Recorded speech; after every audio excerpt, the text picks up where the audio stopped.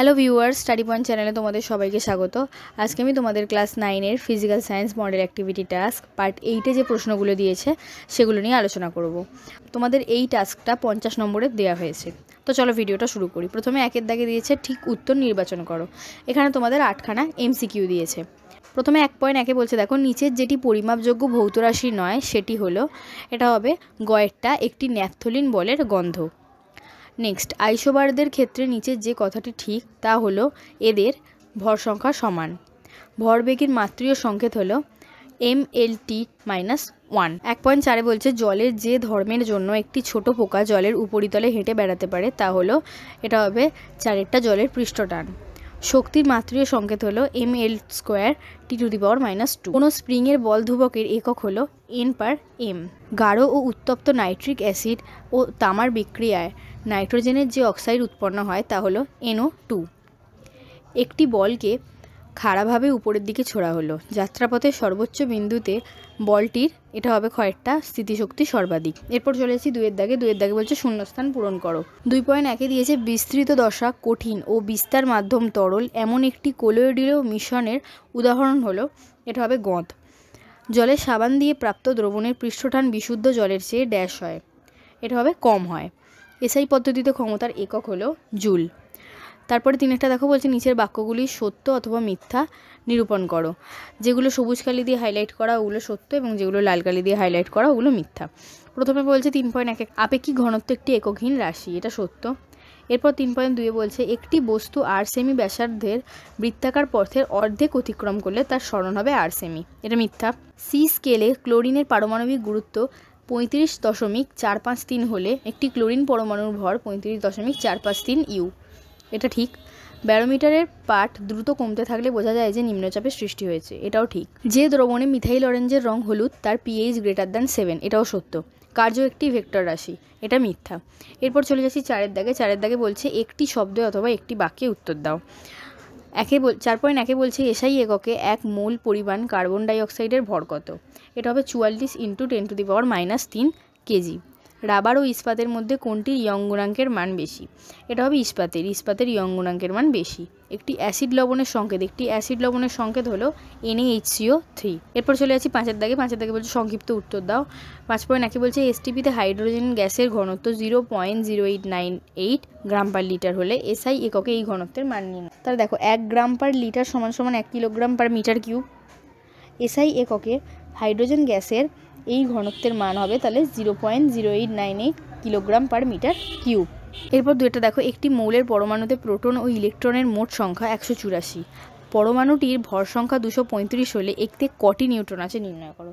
তাহলে দেখো মৌলের পরমাণুতে প্রোটন এবং ইলেকট্রন সংখ্যা সমান হয়। মৌলের পরমাণুতে তাহলে প্রোটন আছে কত, 184/2 = কটা, 92টি। তাহলে মৌলের পরমাণুতে প্রোটন আছে 92টি আর পরমাণুতে নিউট্রন আছে 235 - 92, তাহলে = 143টি। বলছে 1 লিটার দ্রবণে 18 গ্রাম গ্লুকোজ, ব্যাকেটে দিয়েছে আণবিক ওজন 180 আছে, দ্রবণের মোলার মাত্রা নির্ণয় করো। তাহলে দেখো এটা কি করে করতে হবে। তাহলে দেখো গ্লুকোজের আণবিক ওজন কি বলেছে, 180। তাহলে 1 মোল গ্লুকোজ = 180 গ্রাম গ্লুকোজ। তাহলে 180 গ্রাম গ্লুকোজ = কত হয়, 1 মোল গ্লুকোজ, এটাকে ঘুরিয়ে লিখলাম। তাহলে 180 গ্রাম গ্লুকোজ = যদি 1 মোল গ্লুকোজ হয়, 1 গ্রাম গ্লুকোজ = 1/180 মোল গ্লুকোজ। আর 18 গ্রাম গ্লুকোজ বলেছে 1 লিটার দ্রবণে 18 গ্রাম গ্লুকোজ আছে, তাহলে 18 গ্রাম গ্লুকোজ = কত হবে, 18/180। তাহলে 1/10 মোল গ্লুকোজ = কত হবে, 0.1 মোল গ্লুকোজ। তাহলে ওই দ্রবণের মাত্রা 0.1 মোল/লিটার। এরপর চলে যাচ্ছি 5.4-এর দাগের প্রশ্নে। এরপর 5.4-একটা দেখো বলছে লঘু হাইড্রোক্লোরিক অ্যাসিড ও লঘু সালফিউরিক অ্যাসিড আছে। একটি রাসায়নিক পরীক্ষায় এই দুটি দ্রবণের পার্থক্য নির্ণয় করতে হলে কি বিকারক ব্যবহার করবে, সংশ্লিষ্ট ভৌত পরিবর্তনটির উল্লেখ করো। তাহলে এর উত্তরটা দেখে নাও। তাহলে দেখো বেরিয়াম ক্লোরাইড দ্রবণ অর্থাৎ BaCl2 বিকারক হিসেবে ব্যবহার করা হলো। লঘু বা গাঢ় সালফিউরিক অ্যাসিডের সঙ্গে বেরিয়াম ক্লোরাইডের জলীয় দ্রবণ যোগ করলে বেরিয়াম সালফেটের সাদা অধক্ষেপ পড়ে, যা হাইড্রোক্লোরিক ও নাইট্রিক অ্যাসিডে অদ্রাব্য। এবার সমীকরণটা দেখে নাও। H2SO4 + BaCl2 = BaSO4 + 2HCl। Next question দেখো, বলছে জলে সোডিয়াম ক্লোরাইডের আয়ন দ্রবীভূত হওয়া আর প্রোটিন অণুর দ্রবীভূত হওয়ার মধ্যে প্রধান পার্থক্য কী তা ব্যাখ্যা করো। তাহলে উত্তরটা দেখো। জলে সোডিয়াম ক্লোরাইডের আয়ন দ্রবীভূত হলে দ্রবণটি হয় সোডিয়াম ক্লোরাইডের স্বজলীয় দ্রবণ। অপরদিকে জলে প্রোটিন অণু দ্রবীভূত হলে দ্রবণটি হয় কলিয়োডীয় দ্রবণ। যেমন স্টার্চকে জলে মিশিয়ে গরম করলে স্টার্চের কলিয়োডীয় দ্রবণ উৎপন্ন হয়। নেক্সট 5.6টা দেখো, বলছে কোনো বস্তুর ভর m ও গতিশক্তি e হলে প্রমাণ করো যে বস্তুটির ভরবেগ 2me টু দি পাওয়ার 1/2। তাহলে দেখে নাও এটা কী করে করতে হবে। আচ্ছা দেখো, বস্তুর ভর কি বলেছে m আর গতিশক্তি e, তাহলে সেটাই লিখে নিয়েছি। ধরি বস্তুর বেগ সমান সমান b, অতএব বস্তুর গতিশক্তি সমান সমান, এটা সূত্র অনুযায়ী দেখো e = ½ mv² বা v² সমান সমান 2e/m বা v সমান সমান √2e/m।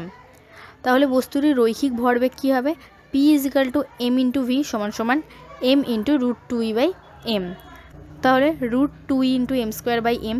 তাহলে এখানে m কেটে গেলে কি পড়ে থাকে, শুধু m, তাহলে √2me সমান সমান √2me ½ 5.7 প্রশ্নটা দেখো, বলছে সাধারণ স্কেলের সাহায্যে একটি পাতলা পাতার গড় বেধের মান কিভাবে নির্ণয় করা যায়।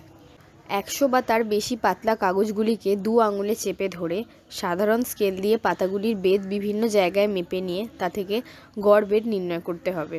গড় বেধকে পাতার সংখ্যা n দিয়ে ভাগ করলে একটি পাতার বেধ পাওয়া যাবে, অর্থাৎ একটি পাতার বেধ সমান গড় বেধ বাই পাতা সংখ্যা। নেক্সট কোশ্চেনটা দেখো, 5.8 বলছে আলফা কণার বিচ্ছুরণের পরীক্ষার ফলাফল থেকে রাদারফোর্ড পরমাণুর গঠন সম্বন্ধে কি সিদ্ধান্তে উপনীত হন। উত্তরটা হচ্ছে, যেহেতু বেশিরভাগ আলফা কণা সোনার পাত ভেদ করে সোজা চলে যায়, সেহেতু বলা যায় পরমাণুর বেশিরভাগ স্থান শূন্য, অর্থাৎ পরমাণু নিরেট নয়।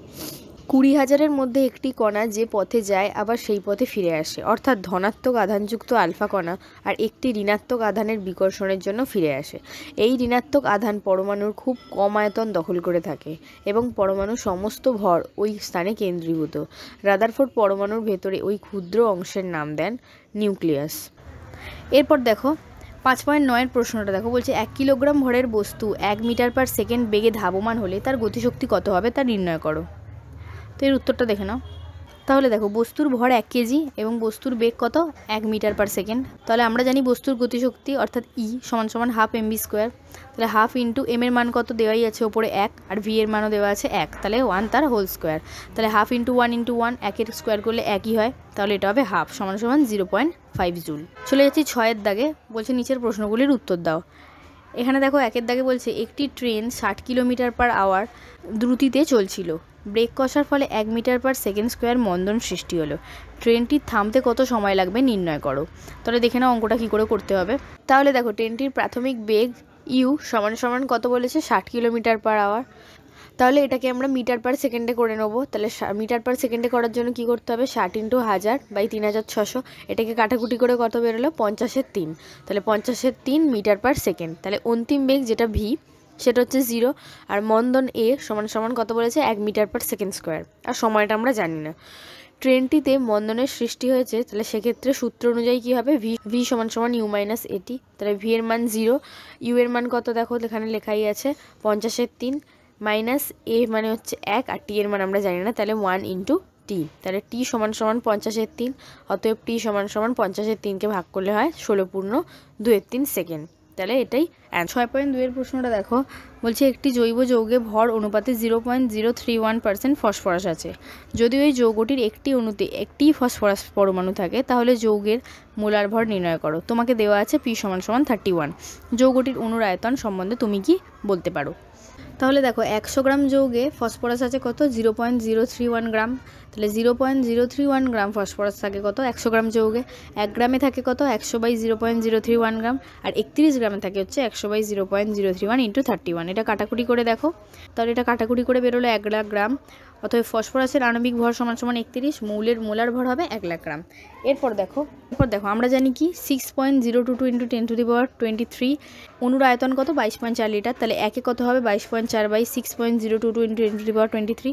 এটা কাটাকুটি করে কত বেরোচ্ছে, 3.71 × 10⁻23 লিটার।